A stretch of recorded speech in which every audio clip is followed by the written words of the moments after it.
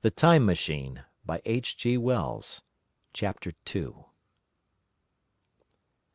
I think that at that time none of us quite believed in the Time Machine. The fact is, the Time Traveller was one of those men who are too clever to be believed. You never felt that you saw all round him. You always suspected some subtle reserve, some ingenuity and ambush, behind his lucid frankness. Had Filby shown the model and explained the matter in the Time Traveller's words, we should have shown him far less scepticism, for we should have perceived his motives. A pork butcher could understand Filby. But the Time Traveller had more than a touch of whim among his elements, and we distrusted him. Things that would have made the frame of a less clever man seemed tricks in his hands. It is a mistake to do things too easily. The serious people who took him seriously never felt quite sure of his deportment. They were somehow aware that trusting their reputations for judgment with him was like furnishing a nursery with eggshell china. So I don't think any of us said very much about time travelling in the interval between that Thursday and the next, though its odd potentialities ran, no doubt, in most of our minds. Its plausibility, that is, its practical incredibleness, the curious possibilities of anachronism and of utter confusion it suggested. For my own part, I was particularly preoccupied with the trick of the model. That I remember discussing with the medical man, whom I met on Friday at the Linnaean. He said he had seen a similar thing at Tübingen, and laid considerable stress on the blowing out of the candle. But how the trick was done he could not explain. The next Thursday I went again to Richmond.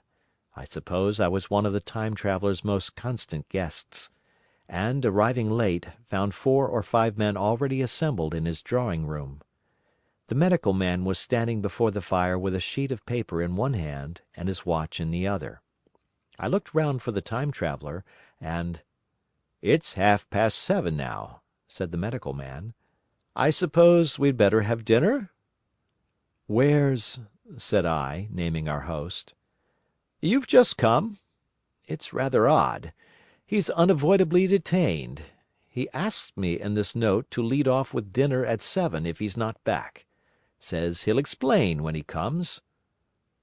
"It seems a pity to let the dinner spoil," said the editor of a well-known daily paper, and thereupon the doctor rang the bell. The psychologist was the only person besides the doctor and myself who had attended the previous dinner. The other men were Blank, the editor aforementioned, a certain journalist, and another, a quiet, shy man with a beard, whom I didn't know, and who, as far as my observation went, never opened his mouth all the evening. There was some speculation at the dinner table about the Time Traveller's absence, and I suggested time travelling in a half-jocular spirit. The editor wanted that explained to him, and the psychologist volunteered a wooden account of the ingenious paradox and trick we had witnessed that day week. He was in the midst of his exposition when the door from the corridor opened slowly and without noise. I was facing the door and saw it first. "Hallo!" I said. "At last!" And the door opened wider, and the Time Traveller stood before us. I gave a cry of surprise. "Good heavens, man, what's the matter?" cried the medical man, who saw him next, and the whole tableful turned towards the door. He was in an amazing plight. His coat was dusty and dirty, and smeared with green down the sleeves, his hair disordered, and as it seemed to me, greyer, either with dust and dirt, or because its colour had actually faded.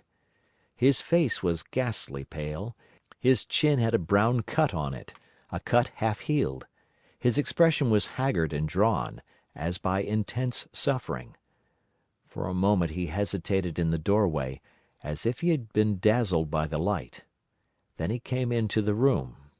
He walked with just such a limp as I have seen in footsore tramps.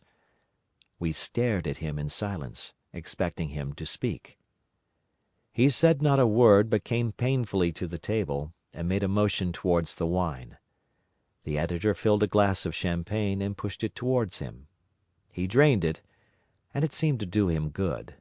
for he looked round the table and the ghost of his old smile flickered across his face. "What on earth have you been up to, man?" said the doctor. The Time Traveller did not seem to hear. "Don't let me disturb you," he said, with a certain faltering articulation. "I'm all right." He stopped, held out his glass for more, and took it off at a draught. "That's good," he said. His eyes grew brighter, and a faint colour came into his cheeks. His glance flickered over our faces with a certain dull approval, and then went around the warm and comfortable room. Then he spoke again, still as if it were feeling his way among his words. "I'm going to wash and dress, and then I'll come down and explain things. Save me some of that mutton. I'm starving for a bit of meat." He looked across at the editor, who was a rare visitor, and hoped he was all right. The editor began a question. "Tell you presently," said the Time Traveller. "I'm funny. Be all right in a minute." He put down his glass and walked towards the staircase door. Again I remarked his lameness and the soft padding sound of his footfall, and standing up in my place, I saw his feet as he went out. He had nothing on them but a pair of tattered, blood-stained socks. Then the door closed upon him. I had half a mind to follow, till I remembered how he detested any fuss about himself. For a minute, perhaps, my mind was wool-gathering. Then, "Remarkable behavior of an eminent scientist," I heard the editor say, thinking, after his wont, in headlines, and this brought my attention back to the bright dinner table. "What's the game?" said the journalist. "Has he been doing the amateur cadger? I don't follow." I met the eye of the psychologist and read my own interpretation in his face. I thought of the Time Traveller limping painfully upstairs. I don't think anyone else had noticed his lameness. The first to recover completely from this surprise was the medical man, who rang the bell. The Time Traveller hated to have servants waiting at dinner, for a hot plate. At that the editor turned to his knife and fork with a grunt, and the silent man followed suit. The dinner was resumed. Conversation was exclamatory for a little while, with gaps of wonderment, and then the editor got fervent in his curiosity. "Does our friend eke out his modest income with a crossing? Or has he his Nebuchadnezzar phases?" he inquired. "I feel assured it's this business of the Time Machine," I said, and took up the psychologist's account of our previous meeting. The new guests were frankly incredulous. The editor raised objections. What was this time traveling? A man couldn't cover himself with dust by rolling in a paradox, could he? And then, as the idea came home to him, he resorted to caricature. Hadn't they any clothes brushes in the future? The journalists, too, would not believe at any price, and joined the editor in the easy work of heaping ridicule on the whole thing. They were both the new kind of journalist, very joyous, irreverent young men. "Our special correspondent in the Day After Tomorrow reports," the journalist was saying, or rather shouting, when the Time Traveller came back. He was dressed in ordinary evening clothes, and nothing save his haggard look remained of the change that had startled me. "I say," said the editor hilariously, "these chaps here say you have been traveling into the middle of next week. Tell us all about little Rosebery, will you? What will you take for the lot?" The Time Traveller came to the place reserved for him without a word. He smiled quietly, in his old way. "Where's my mutton?" he said. "What a treat it is to stick a fork into meat again." "Story!" cried the editor. "Story be damned," said the Time Traveller. "I want something to eat. I won't say a word until I get some peptone into my arteries. Thanks. And the salt." "One word," said I. "Have you been time travelling?" "Yes," said said the Time Traveller, with his mouth full, nodding his head. "I'd give a shilling a line for a verbatim note," said the editor. The Time Traveller pushed his glass towards the Silent Man and rang it with his fingernail, at which the Silent Man, who had been staring at his face, started convulsively, and poured him wine. The rest of the dinner was uncomfortable. For my own part, sudden questions kept on rising to my lips, and I dare say it was the same with the others. The journalist tried to relieve the tension by telling anecdotes of Hetty Potter. The Time Traveller devoted his attention to his dinner, and displayed the appetite of a tramp. The Medical Man smoked a cigarette, and watched the Time Traveller through his eyelashes.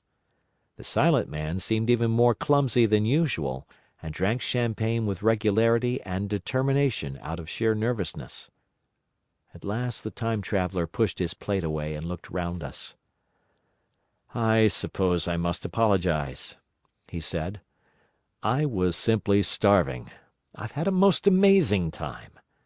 He reached out his hand for a cigar, and cut the end. "But come into the smoking room. It's too long a story to tell over greasy plates." And ringing the bell in passing, he led the way into the adjoining room. "You have told Blank and Dash and Chose about the machine?" he said to me, leaning back in his easy-chair and naming the 3 new guests. "But the thing's a mere paradox," said the editor. "I can't argue tonight. I don't mind telling you the story, but I can't argue. I will," he went on, "tell you the story of what has happened to me, if you like, but you must refrain from interruptions. I want to tell it. Badly. Most of it will sound like lying. So be it. It's true, every word of it, all the same. I was in my laboratory at 4 o'clock, and since then I've lived 8 days. Such days as no human being ever lived before. I'm nearly worn out, but I shan't sleep till I've told this thing over to you. Then I shall go to bed. But no interruptions. Is it agreed?" "Agreed," said the editor, and the rest of us echoed, "Agreed." And with that the Time Traveller began his story as I have set it forth. He sat back in his chair at first, and spoke like a weary man. Afterwards he got more animated.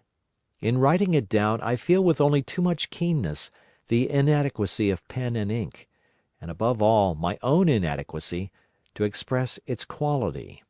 You read, I will suppose, attentively enough, but you cannot see the speaker's white, sincere face in the bright circle of the little lamp, nor hear the intonation of his voice.